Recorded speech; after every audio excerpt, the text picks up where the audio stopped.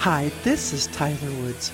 Have you ever just sat in the shower and let the water hit you and suddenly you're finding solutions and great thoughts? I do too. So welcome to my shower thoughts. Hi, this is Tyler Woods.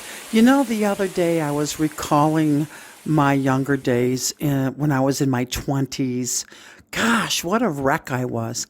I had addictions and no motivation.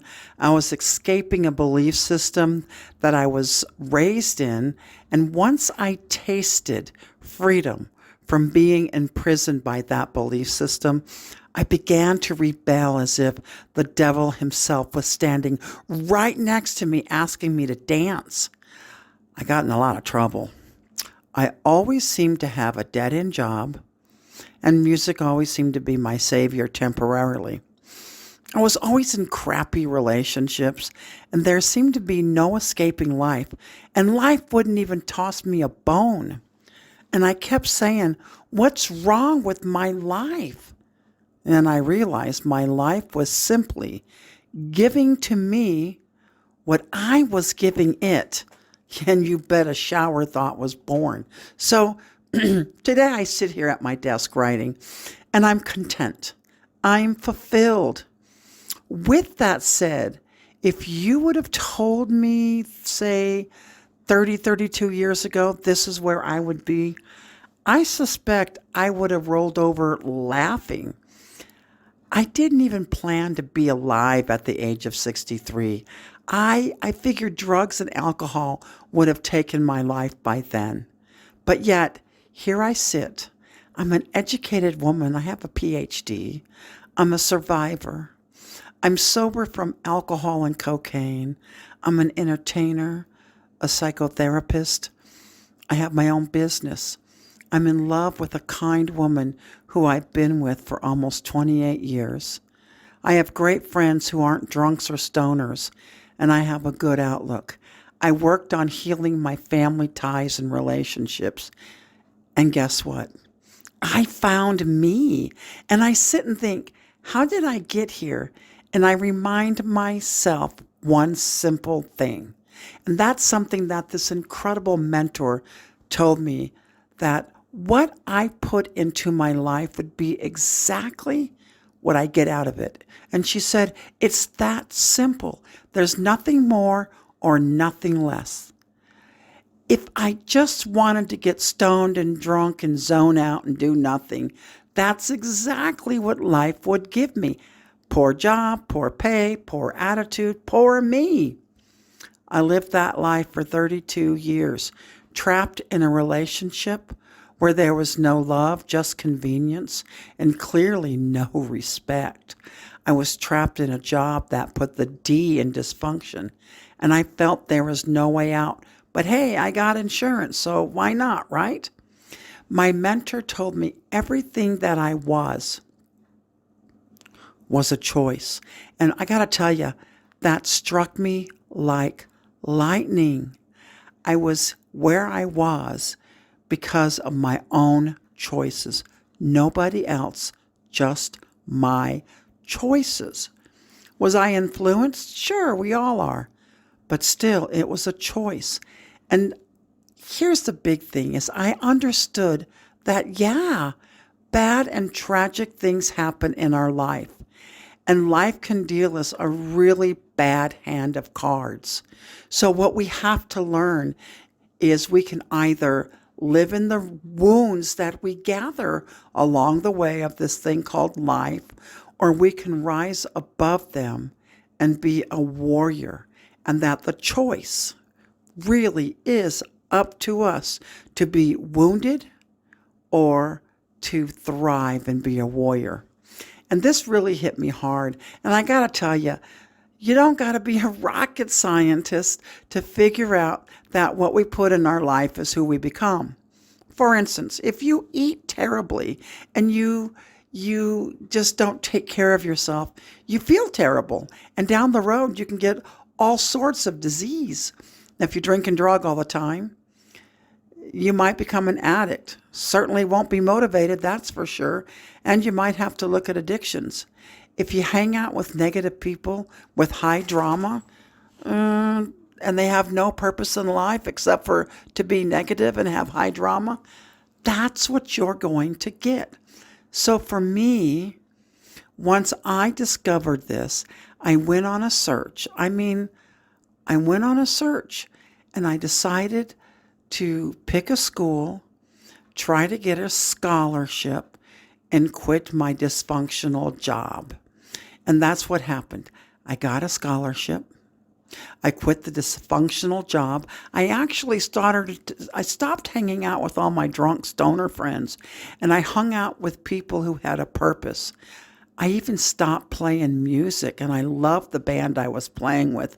But I figured I couldn't do college full-time and music, and I wanted to be fair to the people I worked with at the time. So I realized all I was doing, though, besides playing in a great band, was just staying alive. And for me personally, I kind of wanted more out of life than that. And I realized that if I spent all of my time off with distractions like drinking or drugging or watching TV or playing video games or doing mindless things and hanging out with people who did the very same thing, that's what life would give me. Now, if I lived for the next shoe to drop, and mind you, in my life, I had a lot of shoes that drop. In fact, I had a closet full of those shoes, and that's all I would be doing is collecting the other shoes to drop. But you know what? I finally traded all that in for a better life and realized if I waited long enough, the other shoe would definitely drop. So instead of waiting, I did something. I gave those shoes away for something called a purpose. I woke up one day and realized purpose fuels passion. I think there's a certain magic that happens that you can get from life when you live life the way you want life to be. Basically, what you give is what you get in your life. And when you decide to experience like an abundance of personal growth and start to feel like you make good decisions, you become happier. You go beyond just living. You escape that comfort zone. You begin to thrive. You know, playing video games and getting stoned is nothing more than a comfort zone. You ain't going anywhere with that. You begin to question yourself, though, and ask yourself, what is my passion? And this means giving yourself enough time and space to explore what's possible and really being honest about what you want. It's about understanding that sometimes truly life does suck, but it does not have to define you. You learn to deal with the discomfort and process it to get through life's challenges, and you use it to grow rather than to suffer or to hold you back. So see, I think you must find purpose in your life and the meaning of it. And I got to tell you, I'm jumping the gun here because I'm so excited, but it's easier said than done. However, to find purpose in life, you need to start to tame that inner voice that says you're not good enough or worthy enough or smart enough.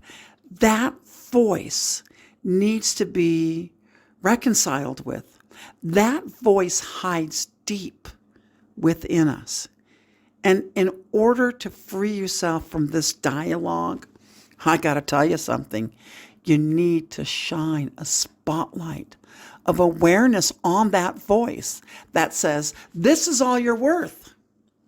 That inner voice wants to keep you from finding your purpose and exposing it to awareness.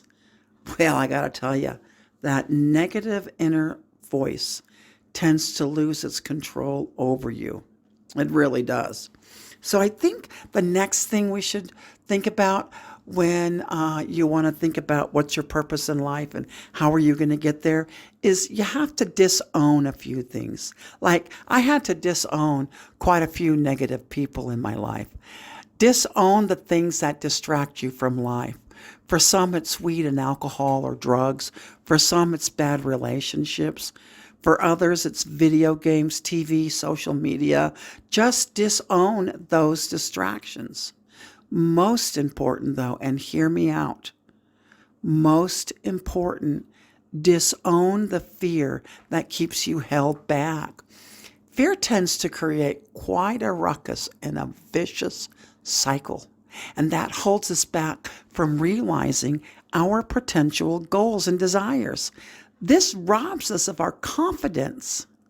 Once you get rid of some of that fear, I'd ask that you begin to take action and claim what you desire. What is it you want life to give to you, and are you willing to do what it takes? What you give to life is what it gives you. So I think life will give us what we give it. However, first, we need to make room and get rid of all the things that stand in our way and realize it's not going to be easy because we need to get rid of things that stand in our way, like the distractions.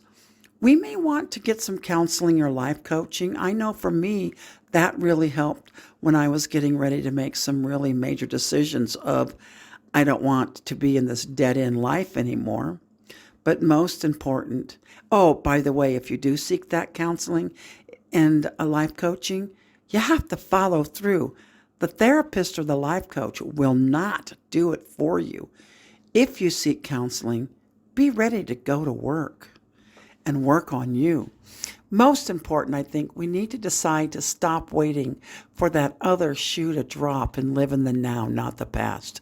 We need to find motivation to stand in our purpose and passion rather than standing in this helplessness and fear we feel. These are the few things that may help us realize what we get out of life is exactly what we give in it. So, for now, this is Tyler Wood saying, stay safe and walk in peace.